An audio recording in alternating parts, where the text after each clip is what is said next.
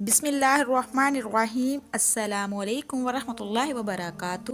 شب برات کے 8 رکعت نفل اللہ کو یہ نماز بہت پسند ہے، ضرور پڑھیں۔ نیت پڑھنے کا طریقہ، شب برات کا روزہ کیسے رکھے، تو میرے عزیز بہن بھائیو، یہ سب جاننے کے لیے ویڈیو کو اینڈ تک ضرور دیکھیے۔ شب برات کی رات اسلامک کیلنڈر میں ایک اہم اور بابرکت موقع ہے جہاں اللہ کی رحمتوں کا نزول ہوتا ہے۔ یہ رات شعبان 15 تاریخ کو آتی ہے، جس میں عبادت، توبہ اور دعاؤں کا خاص اہتمام کیا جاتا ہے۔ مسلمان اس رات کو نوافل، تلاوت قرآن اور استغفار میں گزارتے ہیں تاکہ گناہوں کی معافی حاصل ہو سکے۔ یہ موقع اللہ تبارک تعالیٰ سے قرب حاصل کرنے کا سنہری موقع ہے۔ میرے عزیز بہن بھائیو، جہاں دل کی پاکیزگی اور اخلاص پر زور دیا جاتا ہے، اسی رات کی فضیلت احادیث میں بیان کی گئی ہے، جو ہمیں اپنی زندگی کو بہتر بنانے کی ترغیب دیتی ہے۔ شب برات کی نماز کتنی رکعت پڑھیں اور نیت کیسے کریں؟ میرے عزیز بہن بھائیو، اکثر لوگ اس مبارک رات میں نماز پڑھتے تو ہیں، لیکن ان سے چند ایسی غلطیاں سرزد ہو جاتی ہیں جن کی اصلاح انتہائی ضروری ہے۔ آج کی اس ویڈیو میں آپ کو تفصیلی گفتگو میں تمام مسئلے مسائل کا حل بتانے جا رہی ہوں۔ شب برات کی نماز کی نوافل کا طریقہ کیسے کریں؟ کیا ان میں کوئی خاص صورت پڑھنا لازمی ہے؟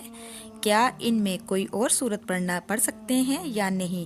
کیا اس مبارک رات کی عبادت کے لیے سونا لازمی اور ضروری ہے؟ شب برات کی نماز کا وقت کب شروع ہوتا ہے، کب تک رہتا ہے، اور اس کا سب سے افضل وقت کون سا ہے، اور اس نماز کی کتنی رکعت ادا کی جا سکتی ہے؟ یہ رات دراصل بہت ہی افضل اور بابرکت رات ہے، جس کے بارے میں ہمیں چاہیے کہ اس کا حق ادا کرے، کیونکہ اس سے اللہ تبارک تعالیٰ کا قرب حاصل ہوتا ہے اور خالق کائنات کو اس کی رات میں اپنے بندوں کا گرگرانا بہت زیادہ پسند ہوتا ہے۔ یاد رکھیے کہ شب برات کا وقت خاص طور پر قبولیت کا وقت ہوتا ہے، جس میں اللہ تبارک تعالیٰ دعائیں قبول فرماتا ہے۔ اللہ تبارک تعالیٰ نے قرآن پاک میں بھی ایسی بابرکت راتوں کا تذکرہ کیا ہے جہاں بندہ اپنے رب کے قریب ہوتا ہے۔ اللہ تبارک تعالیٰ کے پیارے بندے رات کو اپنے آرام دہ بسترے چھوڑ دیتے ہیں تاکہ اپنے خالق کی بندگی کر سکے۔ اس سے دل کو سکون ملتا ہے، چہرے پہ نور پیدا ہوتا ہے اور انسان کے معاملات زندگی میں برکت آتی ہے۔ جو شخص ایسی راتوں میں اللہ تبارک تعالیٰ سے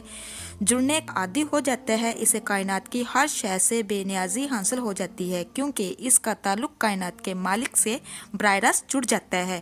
میرے عزیز بہن بھائیو، اب آئیں بات کرتے ہیں کہ شب برات کی نماز کی نیت کیسے کریں۔ در حقیقت نیت دل کی پختہ ارادے کا نام ہے۔ زبان سے الفاظ ادا کر کے نیت کرنا نہ تو نماز کے فرائض میں سے ہے اور نہ ہی واجبات میں سے ہے۔ البتہ اگر کوئی زبان سے الفاظ کہہ دے تو بہتر ہے، لیکن اگر نہ کہے تو کوئی گناہ نہیں۔ اور ایسا ہرگز نہیں ہے کہ جب تک آپ زبان سے الفاظ ادا نہ کرے تب تک آپ کی نماز نہیں ہوگی، بلکہ اصل نیت وہی ہے جو آپ نے دل میں طے ارادہ کر لیا۔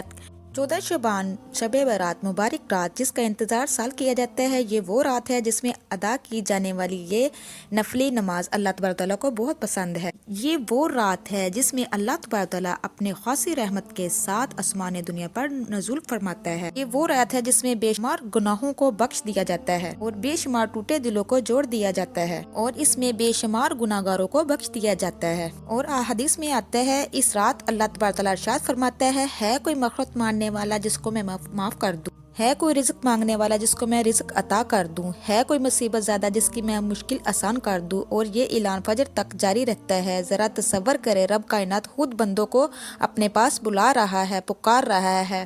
اس رات خلوص دل کے ساتھ جو بھی مانگا جائے اللہ پاک عطا کر دیتا ہے۔ میرے پیارے عزیز بہن بھائیو، اگلی شب برات ہمیں نصیب ہو یا نہ ہو تو خدا را اپنے رب کو راضی کر لو، مانگ لو جو چاہیے۔ ایک حدیث میں آتا ہے کہ 5 راتیں ایسی ہیں جن میں جو بھی مانگا جائے تو وہ میرا اللہ پاک عطا کرتا ہے۔ نمبر 1 جمعے کی رات، نمبر 2 رجب کی پہلی رات، نمبر 3 شعبان کی 15ویں رات، نمبر 4 عید الفطر کی رات، نمبر 5 عید الاضحیٰ کی رات۔ افسوس یہ ہے کہ ہم ان راتوں کو ضائع کر دیتے ہیں۔ ان دنوں میں روزہ رکھنا بھی مستحب ہے۔ حضرت علی رضی اللہ سے مروی ہے کہ 13، 14 اور 15 تاریخ کو روزوں کا اہتمام بھی کریں، لہٰذا اس نیت سے روزہ رکھا جائے، یہ باعث اجر و ثواب اور موجب قرب ہے۔ لیکن اس رات میں پٹاخے بجانا، آتش بازی کرنا اور حلووں کی رسموں کو لازمی سمجھ لینا، یہ سب خرافات اسراف میں شامل ہے۔ دراصل شیطان انسان کو ان فضولاتیوں میں مشغول کر دیتا ہے تاکہ وہ اللہ کی مغفرت، عبادت اور قرب سے محروم ہو جائے۔ یہ شیطان کا اصل مقصد ہے۔ اس میں آتا ہے کہ جو شخص فجر کی نماز ادا کرے پھر اللہ کا ذکر کرتا رہے یہاں تک سورج بلند ہو جائے، پھر 2 رکعت نماز ادا کرے تو اس سے پورے حج اور عمرے کا ثواب ملتا ہے۔ سبحان اللہ۔ میرے پیارے عزیز بہنوں، چلتی ہوں اب نماز کی طرف۔ ان 8 رکعت کو ادا کرنے کا طریقہ بتانے جا رہی ہوں۔ سب سے پہلے آپ مغرب کی نماز ادا کرے کیونکہ وہ فرض ہے، فرض کے ساتھ جو سنتے اور نفل ہے وہ بھی ادا کرے۔ یہ مکمل کرنے کے بعد اطمینان اور سکون کے ساتھ کھڑے ہو جائیں اور 8 رکعت نفل ادا کریں۔ اپنے 8 نفل اس طریقے سے ادا کرنے ہیں، آپ نے 2 رکعت کر کے 8 نفل ادا کرنے ہیں۔ 2 نفل پڑھنے کے بعد پھر آپ نے سلام پھیرنا ہے، پھر 2 نفل پڑھنے کے بعد آپ نے سلام پھیرنا ہے، اسی طرح آپ نے 8 نفل ادا کرنے ہیں۔ آپ نے یہ نفل ادا کرنے ہیں تو آپ نے یہ نیت کر لینی ہے کہ اے اللہ میری عمر میں فراغی عطا فرما، میری عمر میں برکت عطا فرما اور مجھے دراز عمر نصیب فرما۔ اپنی نیت کر کے جب ہاتھوں کو باندھنا ہے، جس طرح آپ دوسری نمازوں میں سورۃ فاتحہ پڑھتے ہیں اسی طرح یہاں پر بھی آپ نے سورۃ فاتحہ پڑھنی ہے اور بعد میں سورۃ اخلاص، سورۃ فلق، سورۃ کوثر جو آپ کو زبانی سورت آتی ہوگی آپ نے پڑھ لینی ہے۔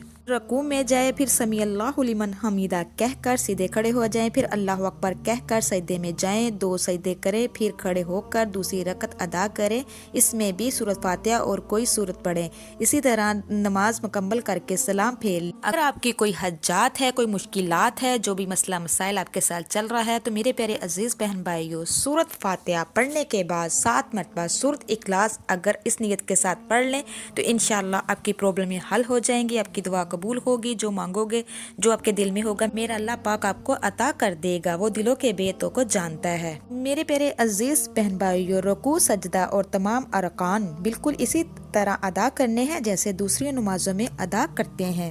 جب تشہد میں بیٹھے تشہد پڑھیں اور اس کے بعد درود ابراہیمی پڑھیں، پھر سلام پھیریں، یوں آپ کی پہلی 2 رکعت نفل ادا نماز مکمل ہو جائے گی۔ تو میرے پیارے عزیز بہن بھائیو، اسی طریقے سے آپ نے 2 رکعت نماز ادا بعد میں شروع کرنی ہے، اسی طریقے سے آپ نے 8 رکعت نماز ادا کرنی ہے، 2 رکعت ادا کرنے ہیں۔ جب یہ نوافل ادا کر لیں تو آپ نے سورہ یاسین کو پڑھنا ہے، اس کی تلاوت کرنی ہے 1 مرتبہ، اگر زبانی نہ یاد ہو تو دیکھ کر بھی آپ پڑھ سکتے ہیں۔ پھر 21 مرتبہ آپ نے سورۃ اخلاص کو پڑھنا ہے۔ پھر میرے پیارے عزیز بہن بھائیو، آپ نے 3 مرتبہ حسبی اللہ لا الہ الا ہو علیہ توکلت وہو رب العرش العظیم اس آیات مبارک کو پڑھنا ہے۔ اس کے بعد پھر آپ نے 100 مرتبہ استغفر اللہ ربی من کل ذنب و اتوب الیہ اس کی ایک تسبیح آپ نے کرنی ہے۔ خاص پہ آپ نے درود پاک پڑھنا ہے۔ پھر آپ نے اپنے ہاتھوں کو دعا کے لیے اٹھانا ہے۔ جب اپنے ہاتھوں کو دعا کے لیے اٹھنا ہے، دعا کو عاجزی کے ساتھ، انکساری کے ساتھ کرنا ہے، رو رو کے گڑ گڑا کے اللہ کے ہاں جھک کر ضد کر کے دعا کرنی ہے۔ دعا میں آپ نے یہ آیات مبارک ضرور پڑھنی ہے۔ سب سے پہلے تو آپ نے دعا جب مانگنی ہے درود پاک پڑھنا ہے، اس کے بعد پھر آپ نے 1 مرتبہ لا الہ الا اللہ وحدہ لا شریک لہ لہ الملک و لہ الحمد وہو علی کل شیء قدیر، اور پھر سبحان اللہ والحمد للہ ولا الہ الا اللہ واللہ اکبر۔ اس کے بعد پھر آپ نے یا ارحم الراحمین یا ارحم الراحمین اس کو پڑھنا ہے۔ پھر آپ نے دعا کرنی ہے، انشاءاللہ اللہ پاک آپ کے تمام گناہوں کو معاف فرمائے گا، اللہ پاک آپ کے تمام حجات کو پورا فرمائے گا، اللہ پاک آپ کی زندگی میں برکت عطا فرمائے گا، اللہ پاک آپ کو کھلا رزق عطا فرمائے گا، اللہ پاک آپ کے گھروں میں امن سکون پیدا فرمائے گا، اللہ تبارک تعالیٰ آپ کی زندگی میں برکت عطا فرمائے گا، اللہ تبارک تعالیٰ جو بھی آپ مانگو گے، جو سوچو گے، اللہ پاک آپ کو عطا فرمائے گا، انشاءاللہ آپ کے اللہ پاک خالی جھولیوں کو بھر دے گا۔ تو میرے پیارے عزیز بہن بھائیو، جب بھی قرآن و حدیث کی بات سنو، زیادہ سے زیادہ شیئر کرو، یہ صدقہ جاریہ ہے، یہ نیکی اس میں شامل ہوئی، مرنے کے بعد یہ صدقہ جاریہ ہی کام آتا ہے۔ تو میرے پیارے عزیز بہن بھائیو، اللہ تبارک تعالیٰ سے دعا ہے، اللہ تبارک تعالیٰ ہم سب کو ایسا بنا دے جس سے ہمارا رب پاک راضی ہو جائے۔